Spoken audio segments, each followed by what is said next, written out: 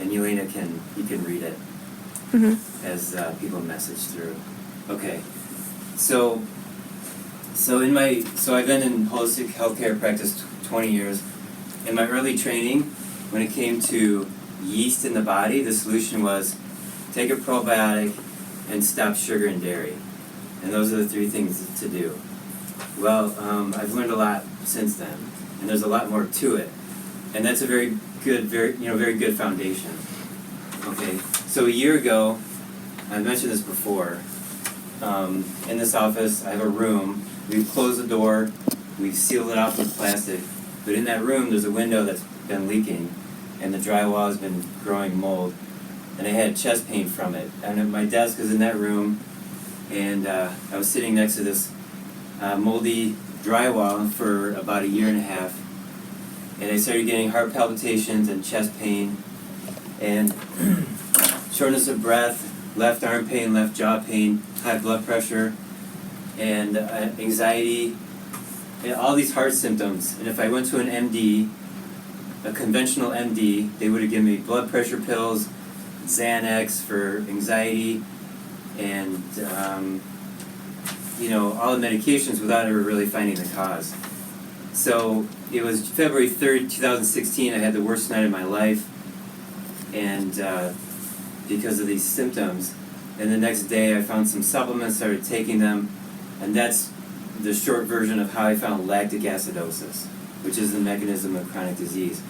But the point is, it wasn't until October 25th of 2016 when I discovered the mold. And what I had been doing was I shortened my work week to only 3 days a week in the office seeing patients. Now I had a 4-day weekend, and every weekend I was doing things for my health, exercising and getting into ketosis, which actually wasn't the best thing to do for the mold in my heart. But I didn't know I had it, and I was doing, taking a lot of supplements. And then on October 25th, it was a Tuesday, I came in, I'm pretty sure it was a Tuesday, I came in the office for my short work week, 3 days, with no chest pain. I had felt the best in a year on that day, because I was continually improving. And then by 1 o'clock I had chest pain again. So I'm thinking, okay, it's in the office. It's something in this office. And I look over at that, there was a little paint chip that had come off the drywall. And I took it to a lab right around the corner called EMSL, right over here. And they tested the paint chip, and they found different strains of mold, 3 of them. And I'm going to show you the results of this report here. Yeah, right here. Okay, so aspergillus and penicillium were high on this little tiny paint chip, and then stachybotrys. Okay, so later with further testing, it was aspergillus niger, which is black mold, and stachybotrys, which is another form of black mold. And they're both very deadly. The aspergillus niger can cause aspergillosis, invasive aspergillosis, which has a greater than 50% death rate. So if I were to just take a probiotic and, no dairy, no sugar, I would have been dead, right? There's more to just getting, there's more to it to get rid of the mold. So I did a blood test, and this is the IgG allergens. Like, how is the immune system reacting? There's an IgE test, an IgG test, immunoglobulin. So my IgG test shows out of 14 molds, my body's reacting to 13. And you can see they're high. The only one that was normal was this one. And here's the black mold, Aspergillus niger, which is 20 times higher than normal. The normal being 0 to 1.9, and here I'm at 41. And here's another Aspergillus fumigatum, and 30 times higher than normal. It's at 60, and the maximum would be 1.9. Here's another one, Botrytis cinerea, 60, 59.8. Okay, so anyways, these are tests that are really simply run. I mean, this wasn't even that expensive. I think the patient cost is like $125 or something, cash, right? If you go into the insurance game and medical clinics, then you're talking $400, $500. But I don't play that game. This is a cash practice, free market enterprise. Therefore, the price is 80% lower than standard, government mandated monopoly. Okay, so we've been running these tests. Now, when I did this test, I had a couple people tell me that there's not a single doctor at the local hospital that believes that mold could ever be a problem. Not a single doctor at the hospital, and this is true nationwide because doctors are told that mold is natural. It's everywhere, which is a true statement. It is natural and it is everywhere. But when you have extremely high concentrations, you could die from it. And I found a study done. This guy he was in Hong Kong. He was 25 years old, and he lived in a really moldy place. And he was suffering. He had lots of symptoms. They did a scope down his esophagus, and they found white patches on the inside of his esophagus and in his intestine, and they diagnosed him with ulcerative autoimmune Crohn's type disease, like intestinal problem. And the protocol is what? Antibiotics and steroids. Both of those make mold worse. He was dead within 9 days. And so the thing with hospitals, they have a protocol. And I currently have a patient who has been through the same hospital protocol multiple times, and she keeps going back. And because it's not a bacteria, the problem is fungus, right? There's got to be a mold there. There's got to be, and the steroid's just going to make it worse. So when you look at our nation, and you look at the standard medical protocols that they have to follow, or else they get their license taken away, and it's always antibiotic, and it's always a steroid, and it's never an antifungal, or diflucan, or they just don't have good tools to kill mold in our bodies, right? So, and for them to find a mold, they have to culture for a week. That's another drawback. So you go in there, you're sick, here's an antibiotic, here's a steroid, and now you're worse. And this happens time after time, year after year, and now you're 40 years old, now you're 60 years old, and you have a chronic mold in your body due to medicine, or due to living in a house with a moldy basement, or due to working in a building that has a leaking roof. And you see these dots in the ceiling tile, those yellow stains in the white ceiling tile. It means the roof is leaking, and you have mold up above the ceiling tile, and which is called the plenum, between the roof and the ceiling. That's the plenum. So there's mold up in there. So I've been looking to move out of this office, and I'll stay very local, within a 10-minute drive. And I did find an office down the road, an 8-minute drive away, and I said, I'm not moving in there until I do a mold test. And in this office, there's 2 suites. And I was going to take both of them. And I spent $700 of my own money to capture the air, hired a guy to capture the air in both suites. And guess what? One of them had dangerously high amounts of aspergillus and penicillium in the air. And his recommendation was wipe down the walls and clean the floors. And his company would do it for $2,100. It's like, wait a minute. If you use your eyes and be a little bit smarter, you just got to be a little bit smarter and find the cause, right? Because that's what smart people do. So I went in there I was able to get in there a third time, and I used my eyes and I looked around and I saw that the windows were leaking, and I found the roof was leaking, and there was like a triangular jut out from the basic wall, and it was a nice looking, window and stuff, big window, and I found it, and I told the landlords, and I expected them to clean it up, right, and fix it, because it's their building. They just bought the building like 6 months ago. and they've never talked to me again. And I put in a letter of intent. I agreed with their price, $16 a square foot. I'm a willing customer, but you got to fix your building first, and they have refused. And they won't talk to me. And my real estate guys continue to communicate to them, and we get nothing back from them, and it's been 4 weeks. So this just tells you, like, and the landlords are medical doctors, by the way, and they live in Chicago. So they don't believe that mold is a problem, maybe, and whatever. I found mold in their building, they're not going to fix it. So, you know, they're going to get another tenant. And even if they accepted my rate now, you know, and if we continued on this path of me becoming their tenant, that would be a really bad decision on my part, because they've shown that they're flunky landlords, right? But they will get a new tenant in there, I'm sure, and I will walk in there with my lab report that's in my iPad, and I will show them you are working in a space that is dangerously high with aspergillus, and you need to get this fixed because it'll get in your lungs. And trust me, I know because I went through it myself. Okay, so now over the last 6-8 months, as I've talked to my patients, I ask them, do you have mold in your basement? Well, it smells musty. Okay, you got to fix that. Period. You got to fix it.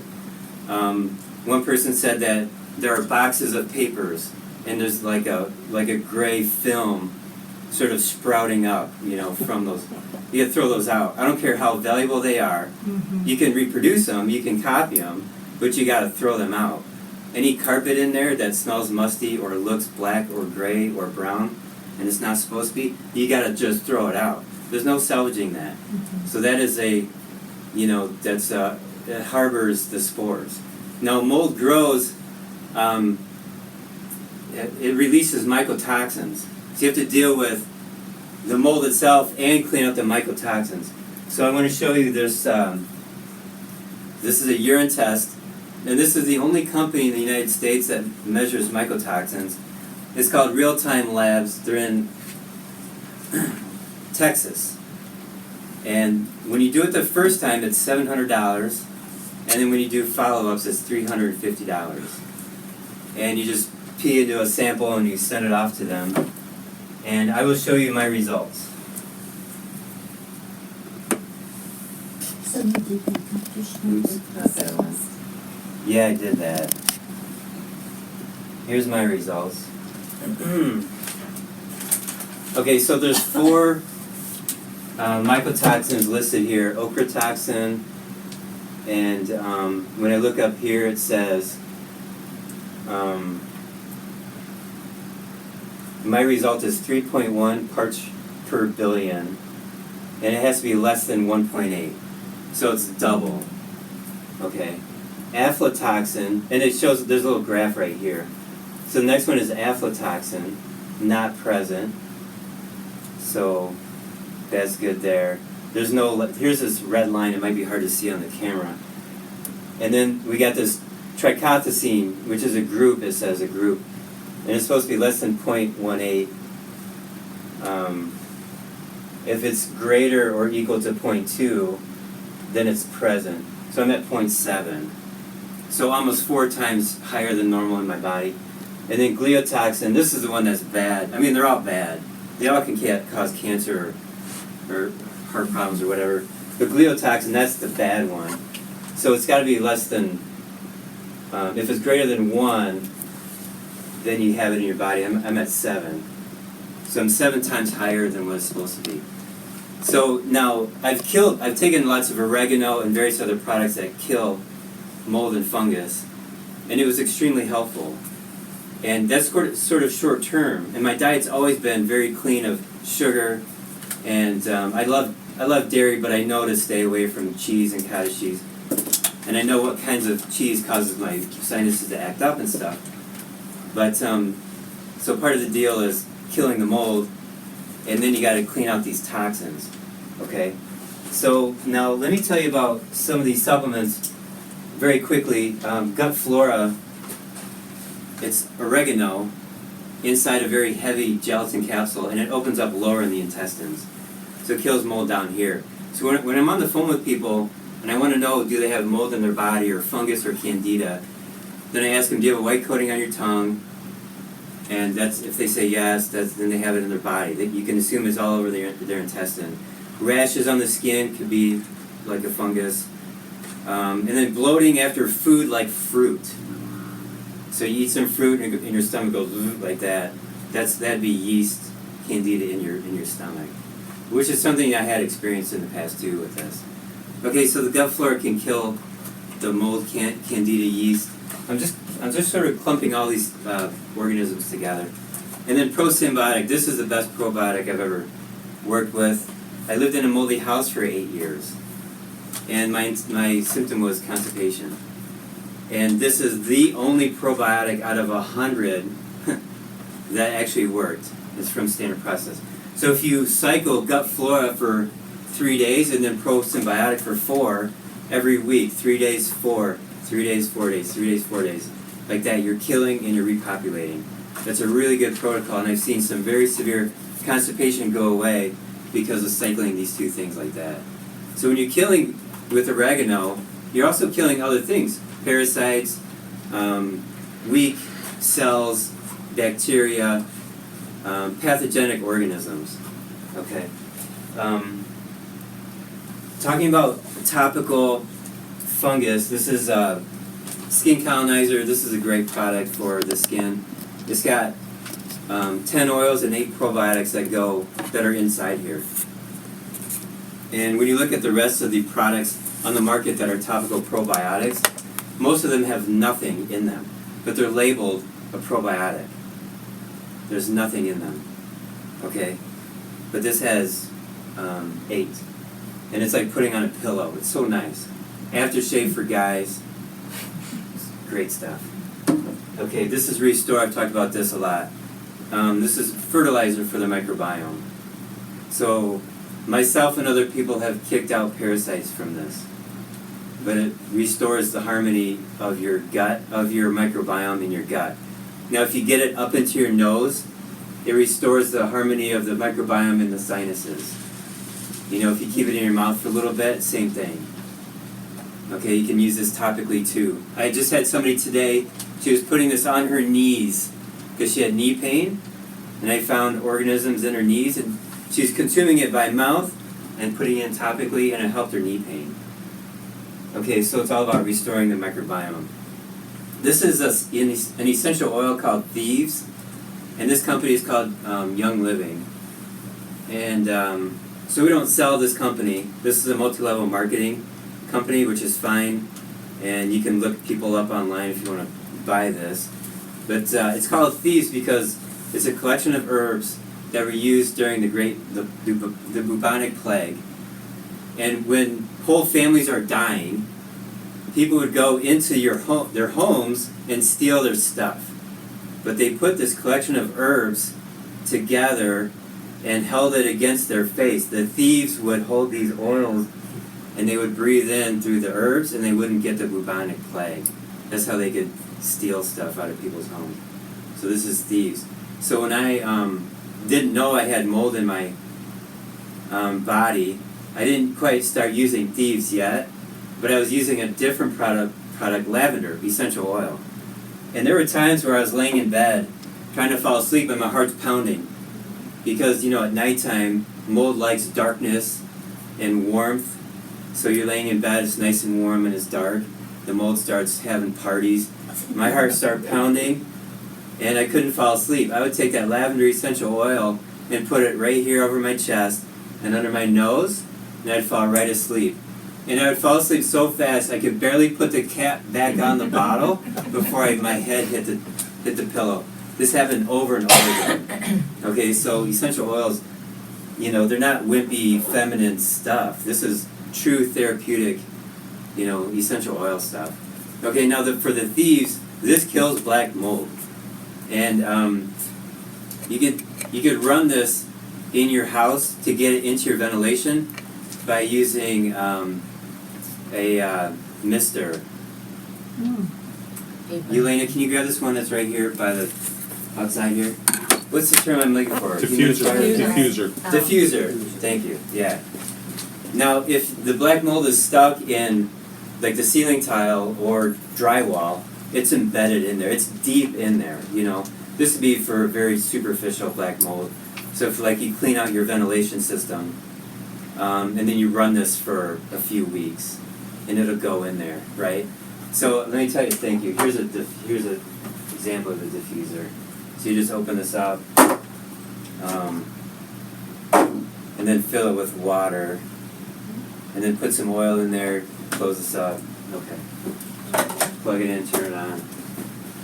Okay, so there's a story where there's this this teacher, and she ran thieves for her classroom in the morning before the kids came to school and at recess. So only when the kids weren't in the room she would run this to try to keep it sanitary and kill bacteria. Well, the classroom right next door was the science lab. And the science teacher was really confused and upset that his petri dishes wouldn't grow bacteria. It's because she was diffusing thieves next door. Okay? Gives you an idea, right? Okay, cool. Alright, okay. So, let me show you a slide I have. There's a book, actually I need to show you a picture of the book first. There's a book called The Most Common, the Most Deadly, right here by Jane Lim. And the next one is called The Most Common, Most... This is The Silent War Within. She's talking about fungus and mold in the body. And then The Most Common, the Most Deadly, Volume 2, The Architectural Reform.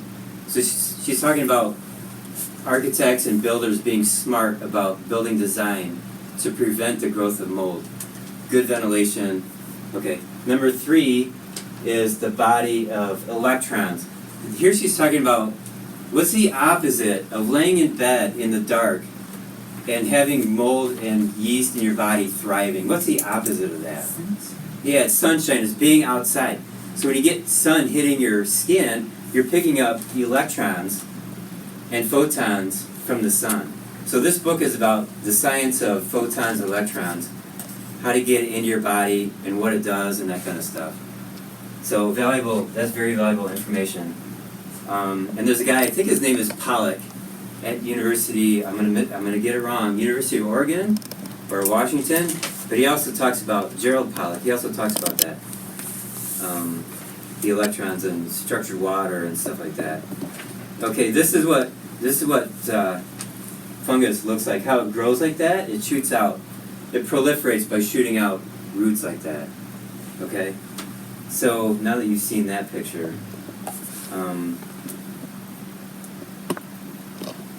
so cancer kind of does the same thing. It looks that way. You can Google bone cancer and you'll see pictures of bones with these roots growing out of it like fungus, right? So now there's theories online that cancer is a fungus.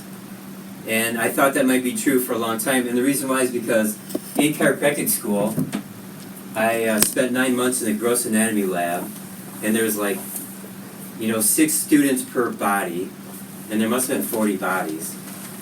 And I remember walking by a body, and it was an older woman, she died of bone cancer. I remember seeing her ribs, and they had white patches on the ribs. And I'm thinking, that looks like mold as I'm walking by. That looks like mold. And it was bone cancer. So I thought for a long time,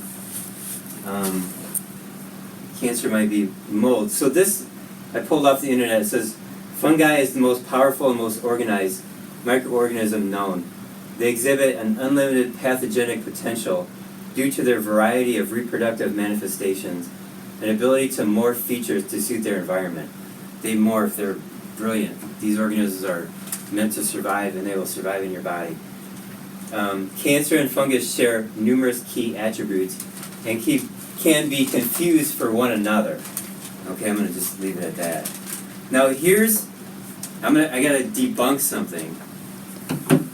And I see this a lot. People will repost something like this on Facebook over and over again. And it says every single person who has cancer has a pH that is too acidic. Okay, that may or not be true. I think it's true. Now down here it says Dr. Otto Warburg won the Nobel Prize in 1931 for proving that cancer can't survive in an alkaline, that is not true. Oxygen-rich environment but thrives in an acidic, low-oxygen environment, not true. He did not discover that. So what, okay, so do you want me to repeat that? Read this again? So what they're saying is that an acidic environment grows cancer, or an oxygen-deficient environment grows cancer. That's not necessarily true. Okay, so, but what Dr. Otto Warburg found, and why am I talking about him in the first place? He's the father of physiology.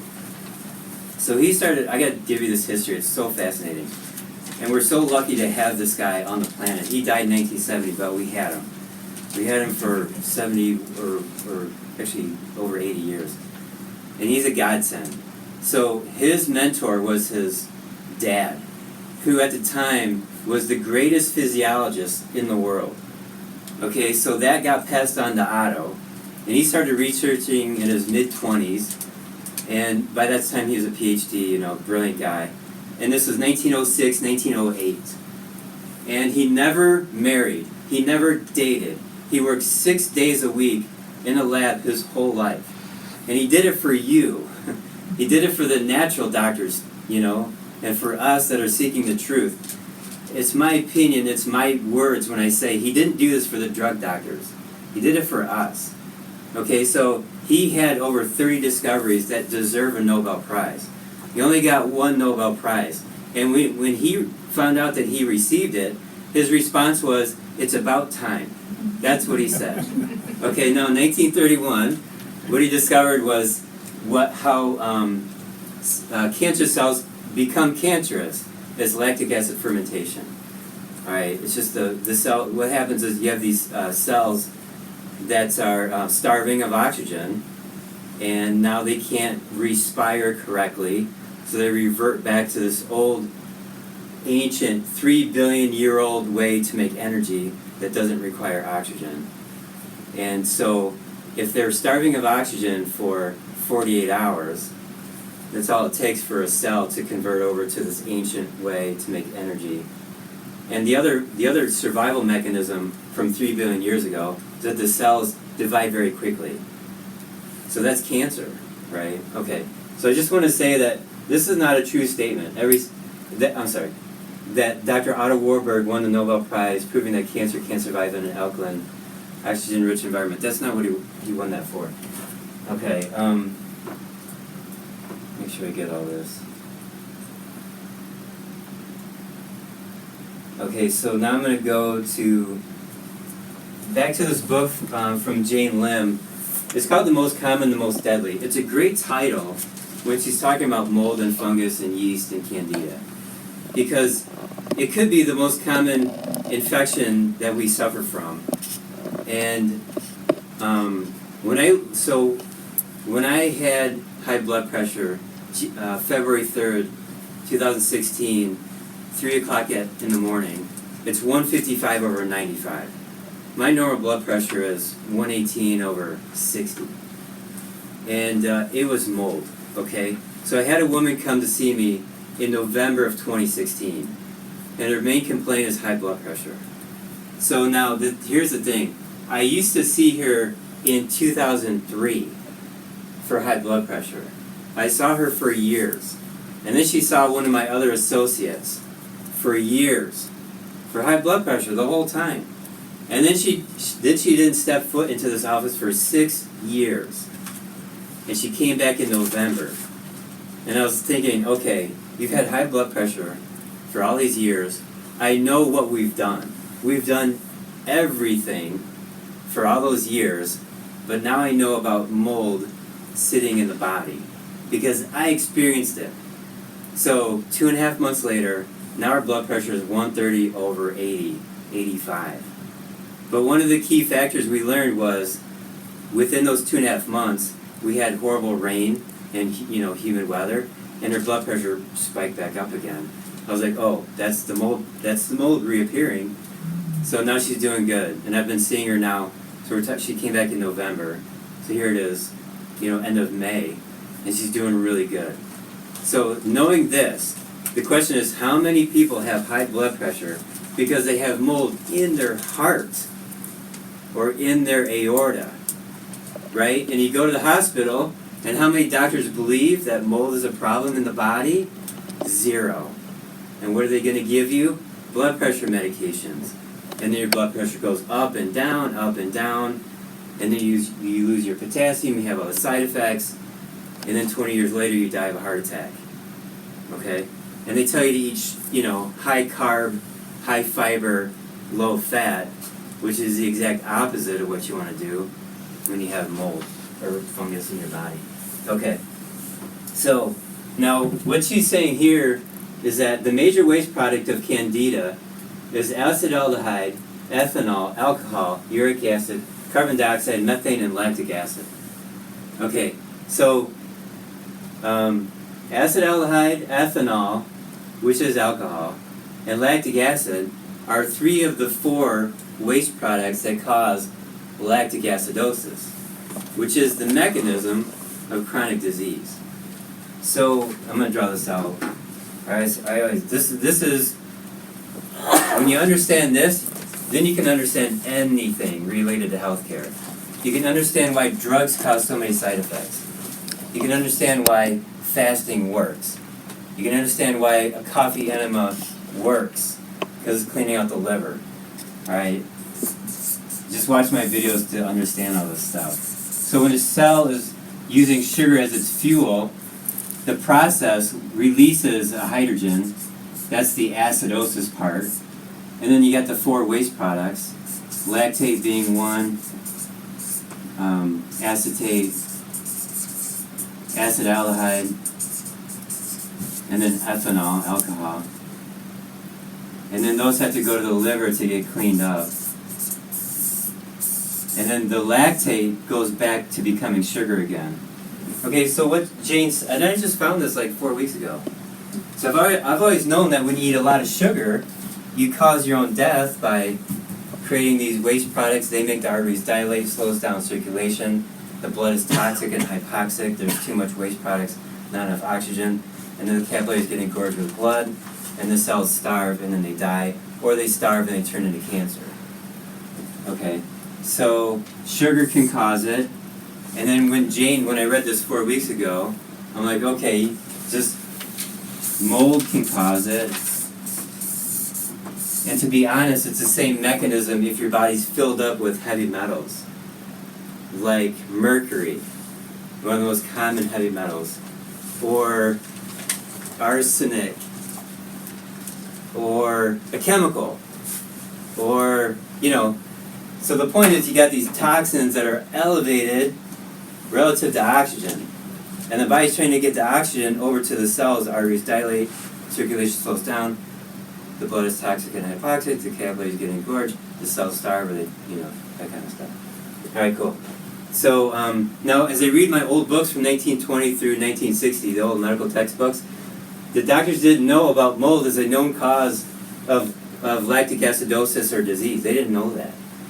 They did know about mercury and arsenic only because the medical doctors at the time were using mercury and arsenic as a therapy. But they weren't thinking of our mercury fillings and stuff like that. Okay, so I just wanted to share that. Okay, so then I covered that. I just want to make sure I got everything covered. So I talked about Warburg. I talked about, okay, I was just going through my mind, make sure I got everything. Oh, so this is what I'm going to end with. Then we'll get some questions. Okay, this is what to finish this argument about is cancer or fungus or not. So back to Warburg. He would publish a research article only after doing that experiment like 100 times. And he lived in Germany. Imagine Germany in 1929, 1925, 1931. There was a very strong socialist party that took care of him. They fed him, they gave him housing. You didn't have to worry about money.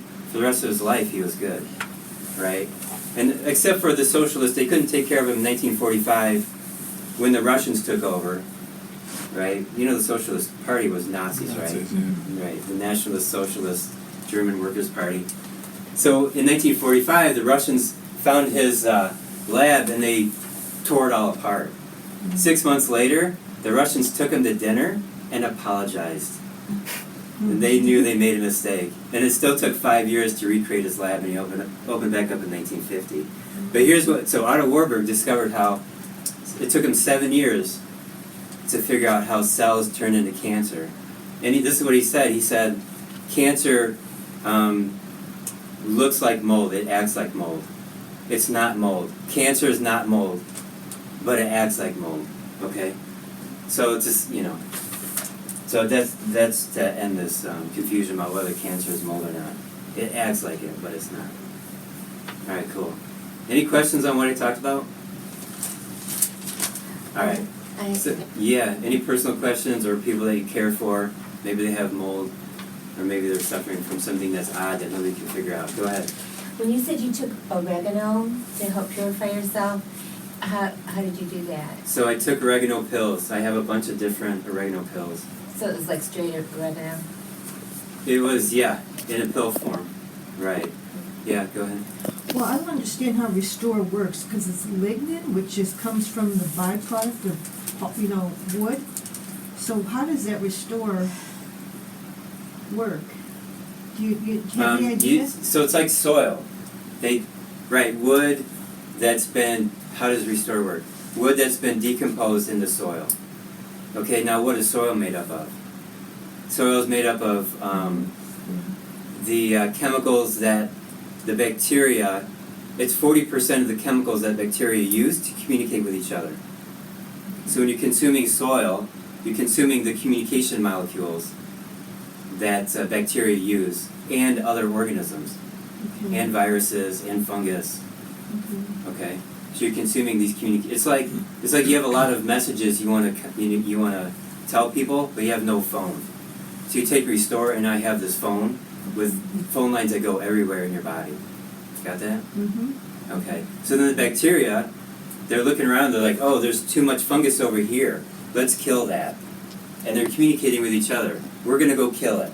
And the viruses, they're looking at the bacteria, and they say, oh, there's too much bacteria. We're going to kill it. And they're communicating with these soil, molecules. So the viruses kill bacteria, and bacteria kill fungus, and they all kill each other. But you want them living in harmony with each other in the proper amounts. Yeah, go ahead.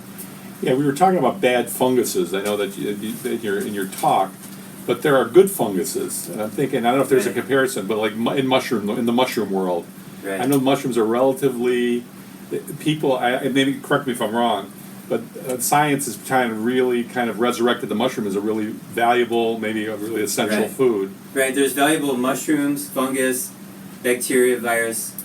Okay. But by definition, parasites are parasites. By definition. So those are always bad. Yeah, okay. But so good fungus and good everything can turn into bad, especially when the environment is not correct.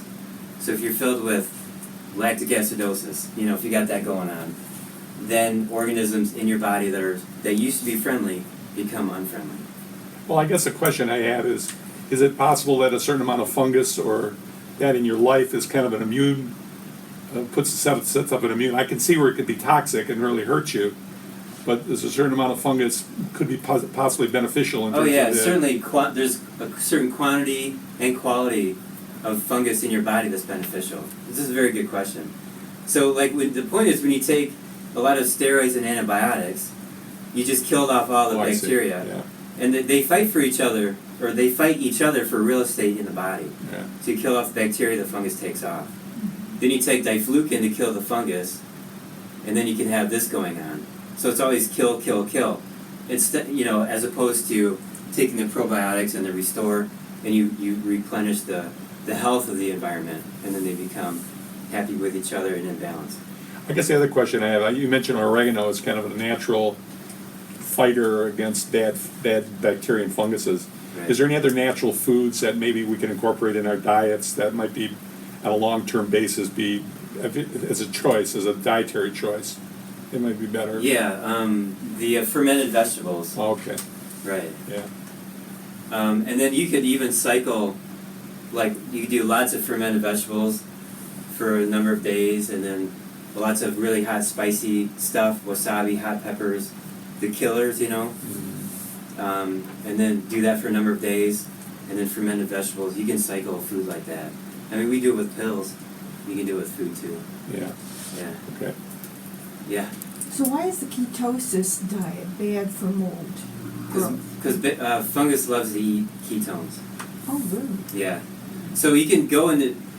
Somebody asked me on my YouTube channel today, can I get into ketosis without knowing whether or not I have fungus? And the answer is yeah. Just try ketosis. And if you feel worse with it, like more bloating, like I had more chest pain, then something's wrong. So stop the ketosis and kill that bug. Clean that out. Yeah. So fasting may not be the best thing then if we have mold or fungus. Oh, fasting, that's fasting different. Or fat or what. Let me talk about fasting. Okay. So fasting is very therapeutic for this, which is different than ketosis. To be honest, there are two different therapies. They work well with each other. But here's the deal with fasting: when you fast, you're starving down the cells that are not smart and adaptable. Right? Cancer cells, they're not smart. They can't adapt. They can't convert to fat burning. And same thing with the bugs in your gut. The ones that are weaker, the pathogenic ones, the not smart ones, you go into a fast, you starve down all that bad stuff. And then you start eating food again, and then all the good stuff remains, and they thrive, and they multiply, and they morph. So that's one of the benefits of fasting is starving down the bad guys. Yeah. Irene, did you have another question? No. Yeah. I have a couple questions that are kind of specific to fungal infections and sinuses. Oh, okay. So you had said early on that there were a particular kind of cheese that you should stay away from, and then you also said that For there's me, okay, so not in general. right, before we go on, Okay. right, so I love cottage cheese. Mm. I eat it, and this, I get stuffy. Now, Restore has a nasal spray, so you can get that right up in there. And there's a type of antibiotic-resistant bacteria and other bugs that can live right here in the sinuses. So in my past, I've had a lot of people put drops of herbs in their ears to kill the bugs living in the ears. It helps with stops the postnasal drip. I've stopped chronic bronchitis, chronic bladder infections, chronic things from here to here by treating the ears. But I've had a few people where this remained. Something here, here.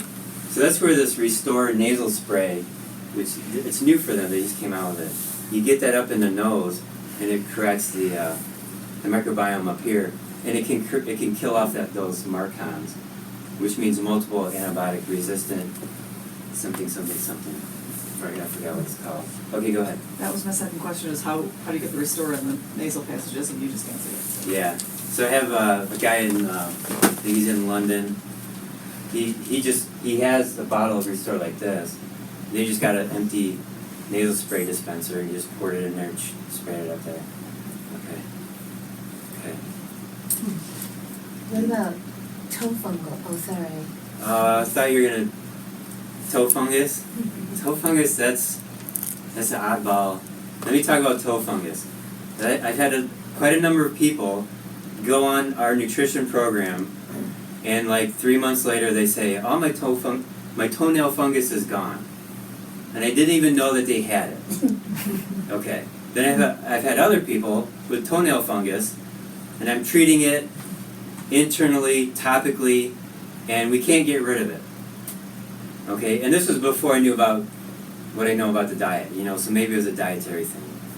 So there's my answer to the question, what about toenail fungus?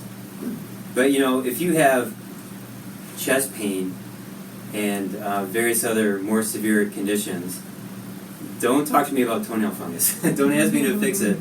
There are priorities. You can have a toenail fungus in the toes only and not anywhere else in the body.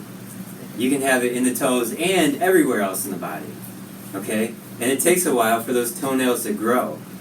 3 to 6 months to see a difference. Whereas fingernails grow much faster. So it's easier to see the changes in the fingernails. There's a question here for So if you have eaten some nuts and you think you might have had like a mycotoxin from a nut. Yeah. Is that something that, you know, you could deduce from your, you know, when that started?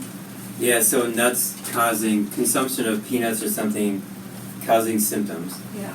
Like nut allergy type stuff? Well, not necessarily an allergy, but like higher blood pressure because of some sort of toxin. Yeah, so the question is, can the consumption of nuts over the course of years cause a mold in the body? Yes, or just, you know, let's say you ate a significant amount of nuts, but you typically hadn't eaten that many nuts. Could that cause those type of symptoms? Yeah, this is a very common thing I'll ask. Like I had somebody, I told her to do low carb. This is like 2 years ago, before I really knew about ketosis. I said, do low carb. So she did. And she came back, I feel horrible, I feel worse, blah, blah, blah. Skin rash. And I said, are you eating more nuts? She goes, oh yeah, I'm eating those all day. And that was her problem. So nuts also feed a virus. Nuts are worse for viral problems. But you can have nuts with mold on them, causing problems, but they have so much arginine, and arginine feeds viruses. There's a question. Joe, did you have a question? I'll talk about it later. Alright. Oh, it was you, Susan. Go ahead. Well, when you have new patients, do you automatically say, all right, I'm gonna check them for moles first? I And check for eliminate everything. a lot of things? I check for everything. Okay, so I'm going to demonstrate this. Yelena. Or somebody else? I need a volunteer. Can you be my volunteer? There's only going to be about several thousand people watching. Oh, really? You'll be famous. Yeah. Oh, brother's right. So in the near future, I'll be doing a full video on muscle testing. Actually, I want you to stand on this side. Okay. And hold your right arm up. Actually, let me grab. So Susan's question is, do you check for mold on the first visit? And the answer is yes, I check for a lot of things. I use this muscle testing procedure. And I use something like this. These are little vials that has the energetic imprint of various problems, like mold, fungus, bacteria, toxins, that kind of stuff. So have you been tested before like this? No. Okay, so hold your right arm up and take it back a little bit. Good, and just turn your body a little bit. That'll work. Okay, so I'm going to push down on your arm, and then you match me. Ready? Okay, take your arm back a little bit more. Okay, now take your left hand and go like this.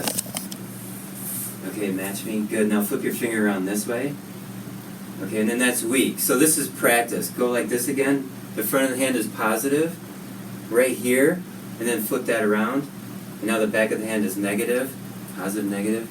And that was practice. So this was strong, this was weak. That's perfect. So just take these vials and right there. And I grab this fungus vial and I just start, and I hold it up against different parts of the body and I see if the arm goes weak or strong. Okay, now this is based on a couple different principles. The first one being physical.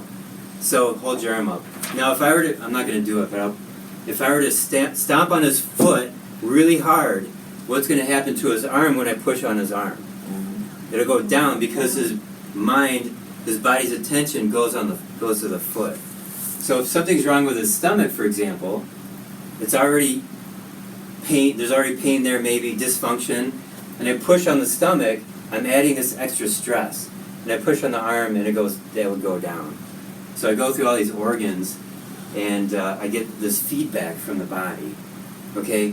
So that's the first way, physical communication.